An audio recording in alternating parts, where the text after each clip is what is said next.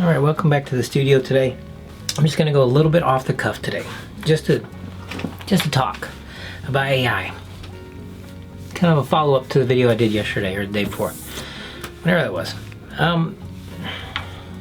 AI is a problem in the art community. It really is, and I think that the offensiveness of it has really become more clear this week, in the last couple weeks, because of the hijacking of Studio Ghibli style and promulgating that art all over the place on Twitter.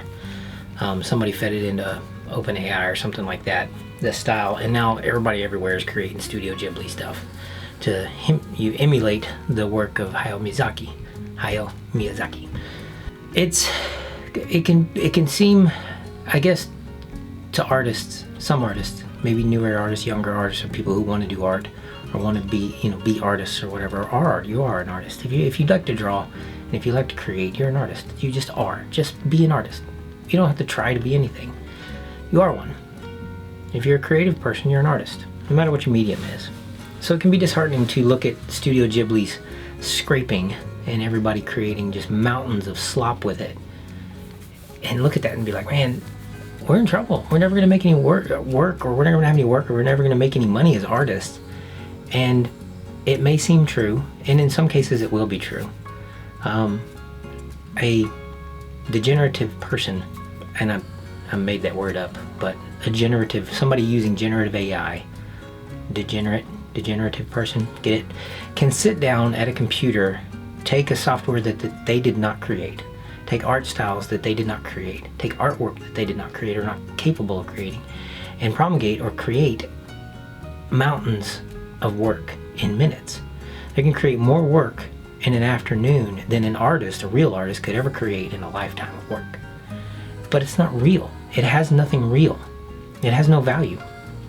It is offensive, to paraphrase the quote from Hayao Miyazaki, it is offensive to life itself. AI is offensive to life, intelligence, and art. It is an affront. It is a facsimile. It is a lie in all those ways, in a lot of ways. Yes, somebody sitting down, a degenerative, we're calling them degeneratives from now on, can sit down at a computer and create things that you as an artist, even with years of experience, may never be able to create. But that's the key. They're not actually creating anything. They're generating. They're just allowing a computer to do their thinking for them and use their brain. They're not even using their brain. They're basically outsourcing their brain, their creativity, their spirit, their humanity to a computer to do your thinking and creating for you. There will never be life in it. There will never be life, and there will never be value in it. You have to understand this. Not just because somebody's making money on degenerative art, degenerative imagery, just because they're making money on it doesn't mean it actually has value. It has no intrinsic value to the human spirit, to humanity, and to what is inside of us. Because what is inside of us as artists, what is inside as people, just created beings. I believe that God created us in His image as created beings. And in His image means we have the capacity to create as well. We can create all manner of beautiful things. We can create all manner of ugly things. But we can create all manner of beauty things, beautiful things, wonderful things, things that are representative of the human spirit, of the heart, of the mind, and the soul of a person. And that's not something a computer will ever be able to replicate. It's not even something a computer will ever be able to understand. Because computers and generative models are soulless. And they're made by people that are kind of devoid of character. Generative AI images are being made by people that are devoid of moral character or moral or even sensible understanding of the human heart, of the human experience, and the beauty that's in that. This is something, your soul, your heart, that is inside of you, is something more than skin deep. It's more than just the way you look, the way you're born, where you're born, what you do for a job, and what you do in the world for your career, whatever, what hobbies you have. There's something about your soul that is eternal, that is beautiful, that is capable of beautiful things, but also capable of ugly things. We all are. We're all capable of that sin, that ugliness, that degradation against one another. But that's not the most important part of us. What's in here? It's something that cannot be explained. It's something that can't be captured. It's something that cannot actually be bottled and put into a model or put into a computer and replicated. It'll never be replicated. Your work, you as an artist, what you create, what you're capable of creating, even if you don't find yourself to be a skillful person, or you don't see yourself as a skillful person having value in the art world because you're not making money with your art, or you just started, or whatever the reason is, nobody can take that from you, regardless of how good it is or how bad it is. Even if you're just bad at art, but you love doing it, and you're enthusiastic and excited, and you do it anyway, that's okay. It is okay, because nobody can replicate that. Nobody can take that from you. No matter how good the computer models get, no matter how vast they get, no matter how much it's put into everything and infused into everything, it can't be taken from you. Your spirit, your soul, is what is reflected in your art. Your soul is reflected in your art, and your soul is something that cannot be explained by a computer, especially. It can't be explained. There is a spiritual nature to art. There's a spiritual nature to us as people. It can't be copied. It can't be taken. It can be emulated. That's about it. Generative art, I keep calling it art, it's not art. Generative imagery is just an emulation. It's a facsimile. It's a false of something that a computer can never understand. And the people who simp for it and support it and push it and try to justify it are talentless hacks.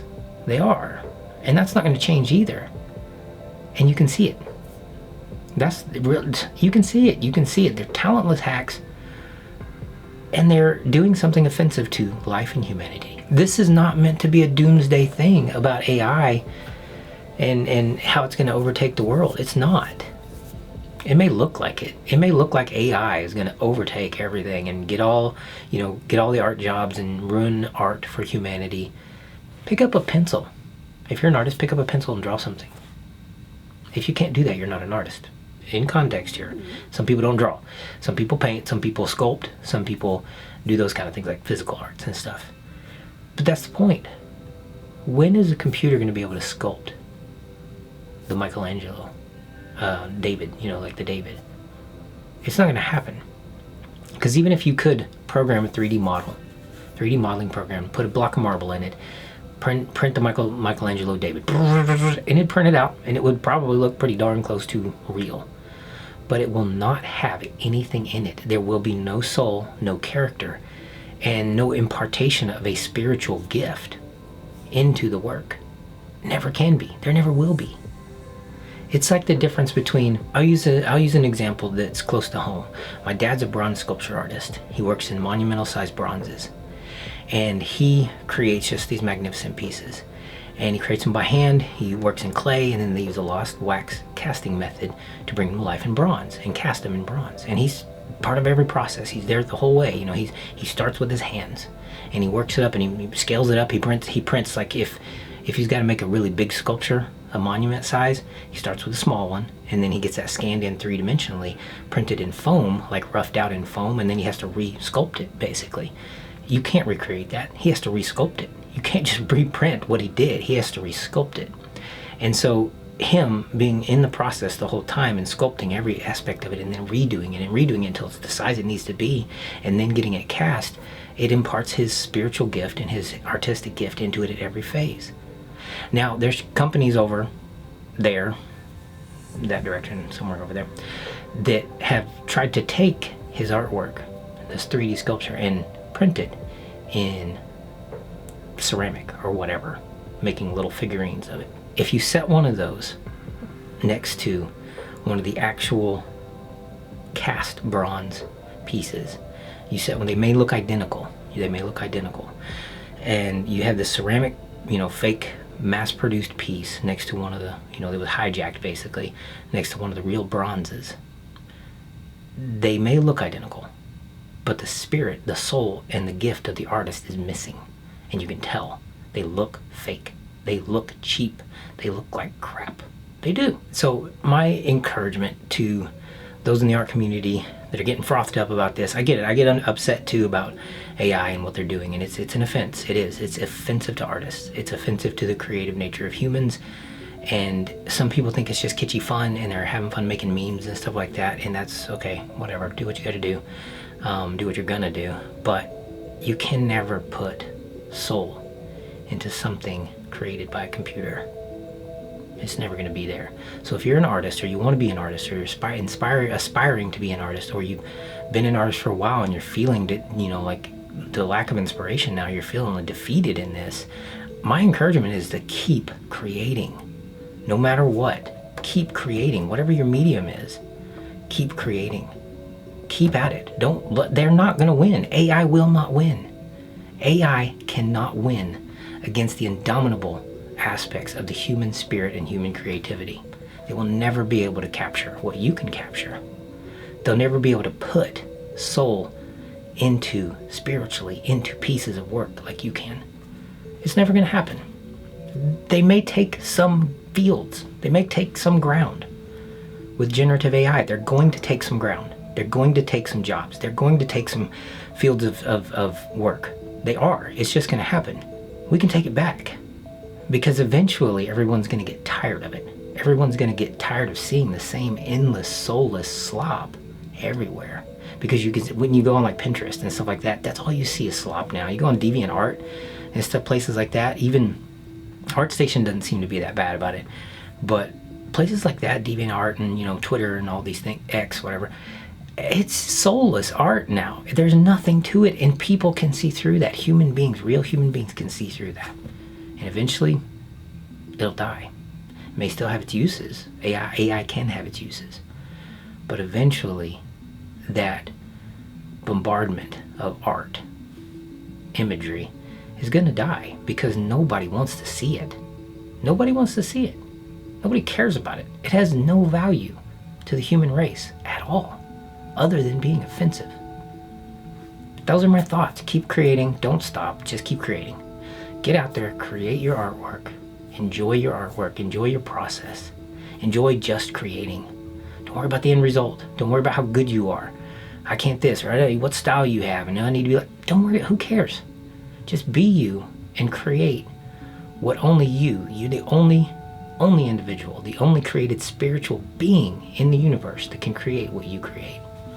Nobody else, not even another person, can emulate or copy. They can emulate it, but they can't copy what you yourself were created to create. You'll be blessed.